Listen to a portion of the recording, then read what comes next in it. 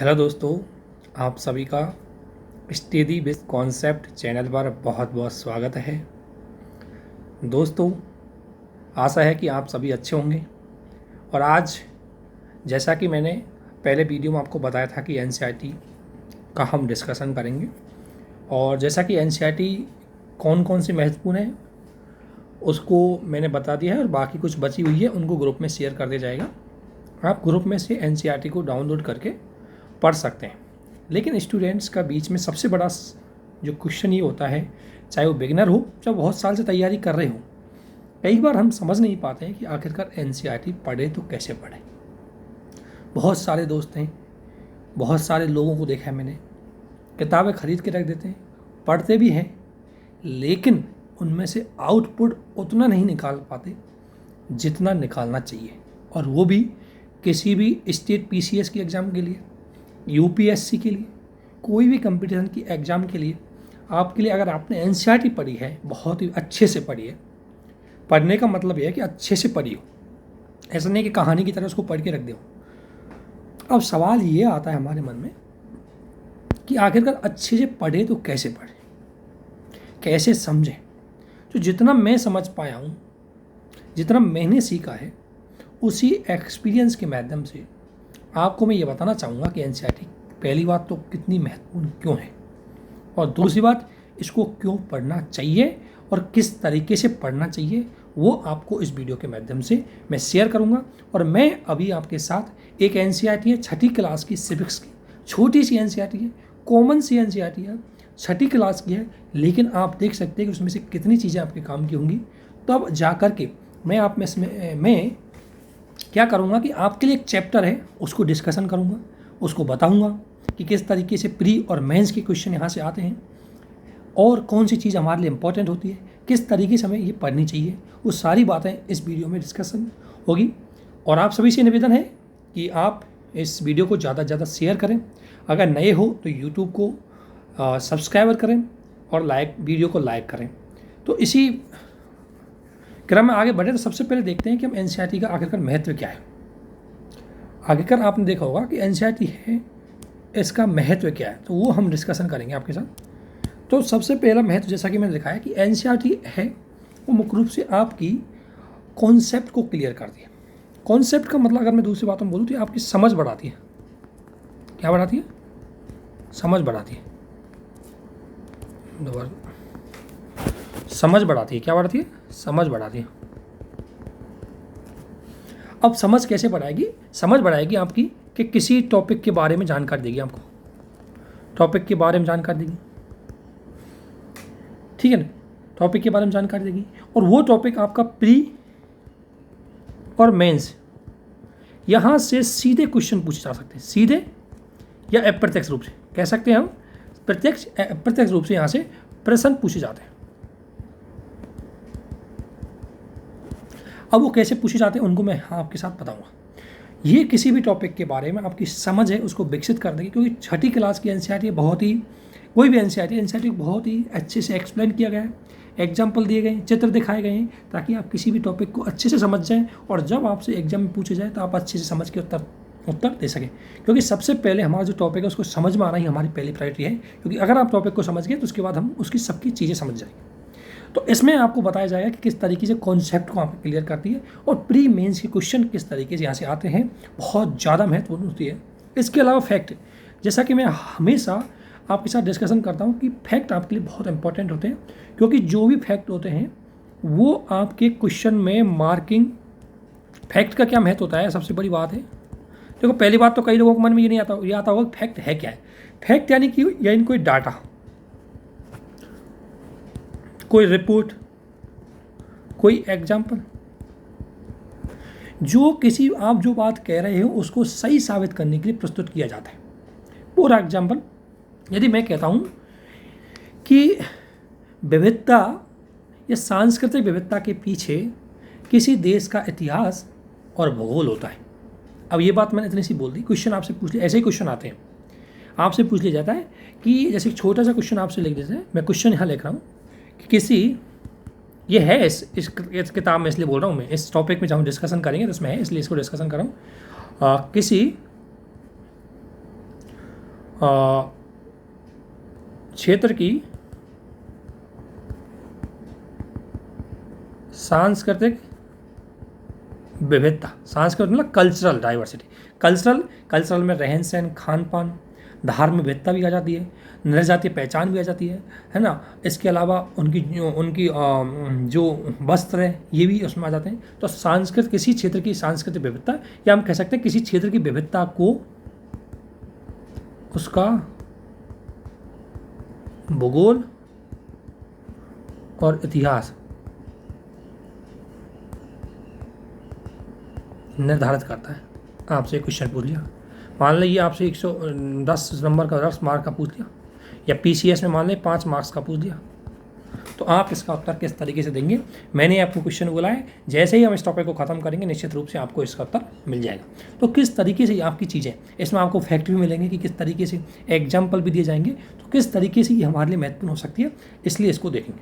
ठीक है, इसके अलावा ये पहला वीडियो आएगा, इस पहले वीडियो में सिर्फ इतना बताऊंगा कि इसका महत्व क्या है एनसीईआरटी का। इसके बाद अगले ही वीडियो में, क्योंकि वीडियो थोड़ा छोटा रखूंगा, नेक्स्ट वीडियो आपको शेयर किया जाएगा, उसमें आपको पहला चैप्टर इस किताब का पढ़ा जाएगा और पहला चैप्टर विविधता है उसको समझाया जाएगा आपको, और वो सारी चीज़ें हम डिस्कशन करेंगे। तो सबसे पहले मैं यहाँ बता रहा हूँ कि आखिरकार एनसीईआरटी का महत्व क्या है। दूसरी अगर मैं बात करूँ तो एनसीईआरटी आपके लिए फैक्ट दे देती है।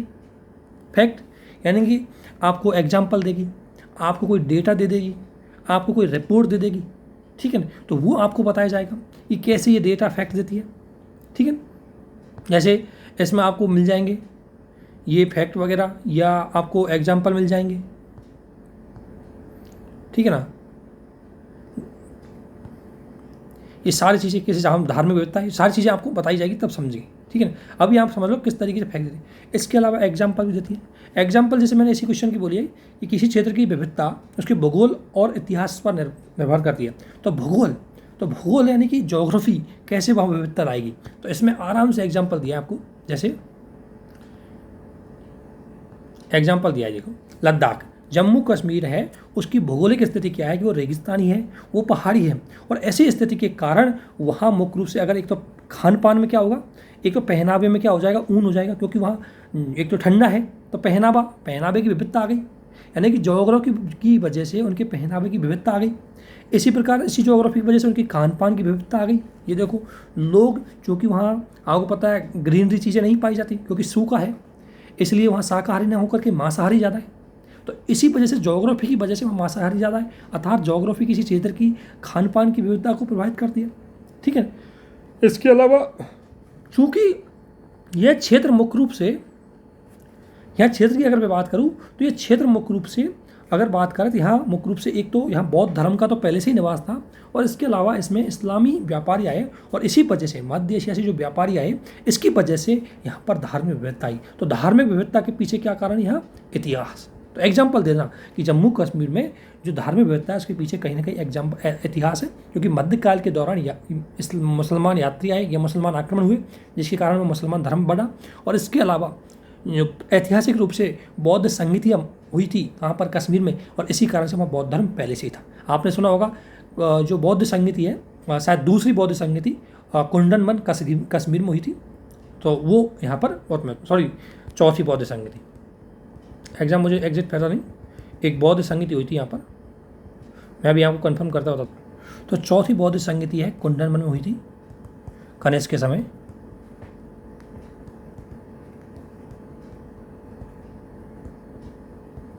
तो ये एक एग्जाम्पल आपसे मिल जाएगा कि किस तरीके से किसी का इतिहास वहाँ की विविधता को बनाता है, किस तरीके से किसी की ज्योग्राफी वहाँ की विविधता को बनाती है। ये दो एग्जाम्पल अगर यहाँ से इनपुट करके आप क्वेश्चन के आंसर में डाल देंगे तो आपका आंसर बेस्ट हो जाएगा। इसलिए एनसीईआरटी आपके फैक्ट और एग्जाम्पल के लिए बहुत ही महत्वपूर्ण होती है।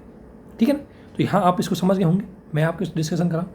इसके अलावा कोटेशन, क्योंकि एनसीईआरटी कोटेशन आपके लिए 2-3 जगह महत्वपूर्ण होता है, क्योंकि इस कोटेशन का प्रयोग, कोटेशन यानी किसी का वाक्यांश, किसी का स्टेटमेंट, किसी का कोई जजमेंट, उसे हम कोट के रूप में यूज करके जो बात हम कहना चाहते हैं उसको साबित किया जा सकता है। जैसे इसका प्रयोग हम कहाँ कर सकते हैं, ऐसे राइटिंग में। इसका प्रयोग आंसर की स्टार्टिंग में कर सकते हैं, जो आंसर राइटिंग आपको बताई जाएगी, एक वीडियो आंसर राइटिंग को लेके आएंगे, उसमें बताया जाएगा आंसर राइटिंग की। स्टार्टिंग में क्या कर सकते हैं, हम इसका प्रयोग कर सकते हैं, किसका, कोट का। और खाएं कोट, इस मैं बुक में बताता हूँ आपको, इस कोट खाएं, बिल्कुल कोट दिया हुआ है, नेहरू जी का कोट है, बहुत अच्छा है विविधता को लेकर के, तो वो आपको बता रहा हूँ। तो इन मैं ये चैप्टर में आपको डिस्कशन करूँगा, मैं जस्ट आपको यहाँ बता रहा हूँ कि एनसीईआरटी का महत्व क्या है। तो देखो नेहरू जी का महत्व कोट दिया हुआ है, और यहाँ नेहरू जी की किताब भी दी हुई है, डिस्कवरी ऑफ इंडिया, भारत की खोज। तो एक तो आपका पहले का फैक्ट हो जाएगा कि डिस्कवरी ऑफ इंडिया, खोज किस तरीके से की गई है, तो भारत की खोज, ठीक है। तो भारत की खोज में इसने बोला है कि भारतीय एकता बाहर से थोपी हुई चीज़ नहीं, बल्कि नेहरू जी ने कहा है कि भारत में जो विविधता है वो विश्वास और प्रथाओं को स्वीकार की जाइए। यानी कि भारतीय विविधता है, यानी कि भारत में विविधता को स्वीकार किया गया है, थोपा नहीं गया, बल्कि भारत में विविधता को बढ़ावा दिया गया है। और यही कारण है कि आप भारत में विविधता में अनेकता में एकता है। आज भारत में सभी धर्मों का संरक्षण है, सभी निर्जातीय पहचानों का संरक्षण है। भारत में नॉर्थ, ईस्ट, साउथ, वेस्ट में अलग अलग कल्चर हैं, और हर कल्चर को सस्टेन करने के लिए हमने अधिकार दिए हैं। तो इसका कि विविधताओं को थोपा नहीं गया, तो अगर क्वेश्चन आ जाए कि विविधता का संरक्षण अगर बात करें, तो उसमें आप ये क्वेश्चन कर सकते हैं कि नेहरू, हम भारत में प्रारंभ से लेकर के अब तक विविधताओं का संरक्षण किया गया, एग्जाम्पल ये आप इनपुट कर सकते हो। तो इस तरीके से आपको एनसीईआरटी पढ़नी है। मैं एक चैप्टर पूरा बताऊंगा, मैं अभी आपको इम्पोर्टेंट ऑफ एनसीईआरटी बता रहा हूँ कि एनसीईआरटी का महत्व क्या है, ठीक है। इसके अलावा अगर बात करें तो एनसीईआरटी ऐसे राइटिंग में काम आती है, ऐसे का टॉपिक भी हो सकती है। एनसीईआरटी ऐसे का टॉपिक भी हो सकती है, और ऐसे राइटिंग में काम भी आती है। जैसे ये कोटेशन ऐसे राइटिंग में काम आ जाएगा, या यहाँ से कोई टॉपिक आपको मिल गया, कोई फैक्ट आपको मिल गया, तो वो आपको ऐसे राइटिंग में इनपुट कर सकते हैं। जैसे इस किताब का पहला टॉपिक है विविधता की समझ। तो अगर कोई टॉपिक आ गया, जैसे क्वेश्चन ही दिया है, मान लो ऐसा ही कोई आपको ऐसे में आ गया कि भारत विविधता में एकता और उसका संरक्षण, ऐसा कोई नॉर्मल टॉपिक, पीसीएस में से टॉपिक आने की पूरी संभावना रहती है। यूपीएससी में ये टॉपिक नहीं आएगा, इसको घुमा करके कोई एग्जाम्पल के रूप में टॉपिक आएगा, तो वहाँ आपको ये बहुत ही ज़रूरी हो जाएगा। तो दोस्तों मेरा कहने का मतलब ये है कि एनसीईआरटी आपके प्री मेंस के लिए बहुत इंपॉर्टेंट है, आपके ऐसे राइटिंग के लिए बहुत इंपॉर्टेंट है, आपकी समझ है उसको डेवलप करने के लिए बहुत इंपॉर्टेंट है। आप किसी भी टॉपिक को बेहतर तरीके से समझ सकते हो। जैसा कि मैं आपको बताता हूँ कि पहला टॉपिक है विविधता की समझ, पहला टॉपिक है विविधता की समझ, और हम नेक्स्ट वीडियो में डिस्कशन करेंगे कि इस टॉपिक के अंतर्गत हम क्या क्या जानेंगे क्या क्या चीज़ें हम जानेंगे। हालांकि आपको लग रहा होगा कि छोटी सी किताब है इसमें से लेकिन सबसे बड़ी बात है कि आपकी समझ कितनी है कि आप इसमें से कितने निकाल पाते हो। मैं आपको इसमें से इतने क्वेश्चन निकाल के बताऊंगा कि आप देखना कि कितने हो जाए।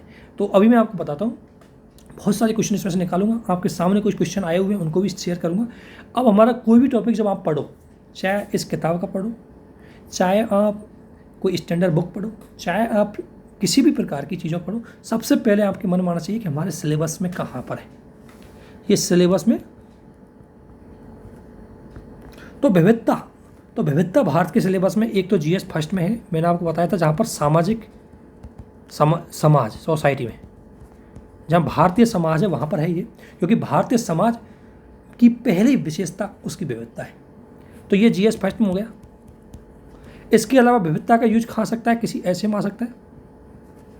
इसके अलावा विविधता आपको जीएस 2 में भी आ सकती है कि भारत में विविधता का संरक्षण किया गया।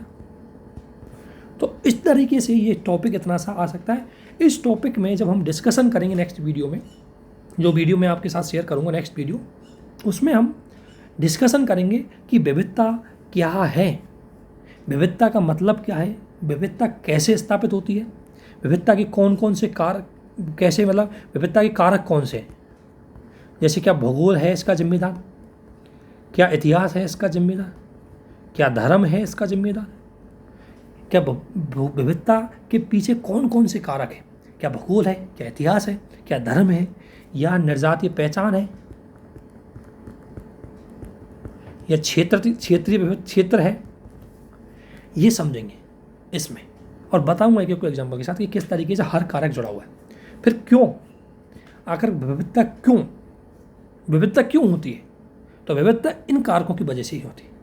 और विविधता का महत्व क्या है ये भी हम जानेंगे कि आखिरकार विविधता हमारे लिए महत्वपूर्ण है या हमारे लिए ये नुकसानदायी है। तो एक टॉपिक समझेंगे कि विविधता महत्वपूर्ण है या चुनौती है। उसके बाद एक टॉपिक होगा इसमें विविधता वर्सेस वैश्वीकरण।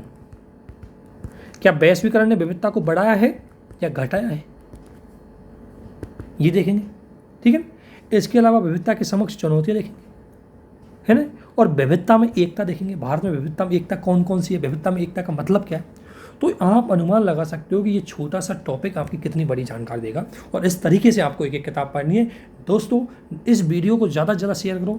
नेक्स्ट वीडियो में पहला चैप्टर हम सिविक्स का पढ़ेंगे, और उसमें मैं आपको बताऊंगा कि जो बात मैंने आपके सामने रखी है वो कितनी जस्टिफिकेशन मैं उनको करूंगा कि जो बात मैंने बोली है वो कितना सही है।